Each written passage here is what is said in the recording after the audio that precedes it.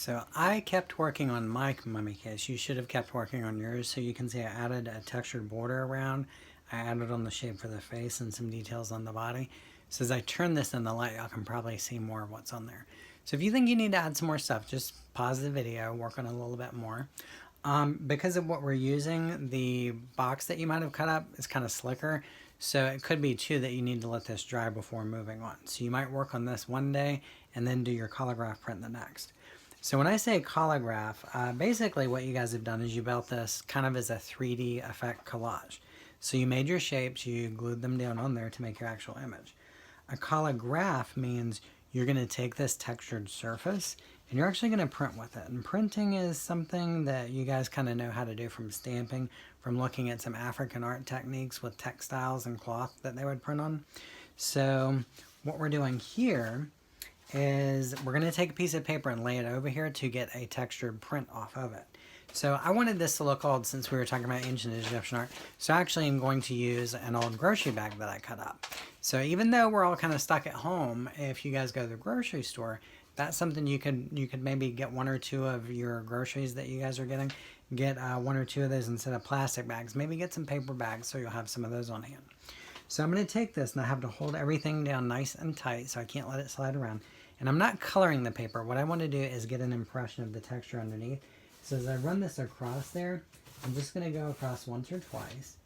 And what's going to happen is the high relief stuff that I added to that background, that is actually pushing back against the crayon, so it's coming out a lot darker. So the high relief stuff in this case would look darker. The low relief stuff is actually what's going to look lighter because it's pushed back kind of behind, in a way, the high relief stuff. So it's not really pushing against the crayon as much. I want to be able to see the edges of my mummy case a little bit more, so I'm going to try to turn the crayon to fit into there. So again, I'm not coloring, so I don't want to sit there going back and forth. Now, I have the impression of the mummy case, but some of the details aren't quite there.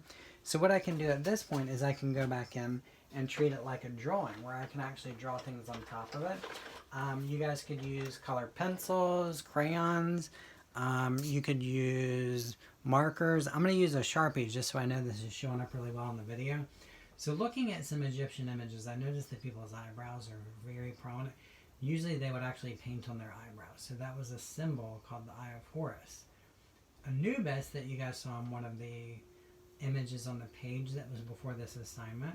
Anubis was the guy that watched over deceased people. Horus would be like a protector. So that protector guy, he would be watching over you. So a lot of times ancient Egyptian people would actually outline their eyes and sort of darken their eyebrow. And that was a symbol almost of like good luck, like someone was watching over them. So if I want the edges of the sarcophagus to show up better, I could trace over the parts that don't have as much of the crayon line to it. A lot of them, it looks like their hands are crossed over their chest. So maybe one hand is over here. Then maybe one hand is off to the other side over here. Sometimes it appears like they're holding something. So I'm going to draw a couple of things in this guy's hand. This would be a fly whisk. So this meant the pharaoh, the kings, would be able to shoo their enemies away. And then the other one is a staff that was just a symbol of their power as the king. So if you were reading the research that I put out on the page also, you know what a pharaoh is. That would be their version of a king. So I'm going into this. I can add as much detail as I want, add as many different layers to the colors that I want. So I could switch from the black marker maybe to a different colored marker. But the more I do to this, the more it seems to show up a lot better. So this is something you guys can finish working on your own. If you want to do another one later, you know the materials you need to have on hand. And there's actually other types of images you could have from doing that as well. So you could try this collagraph technique. Instead of making a mummy case, you could come up with something else.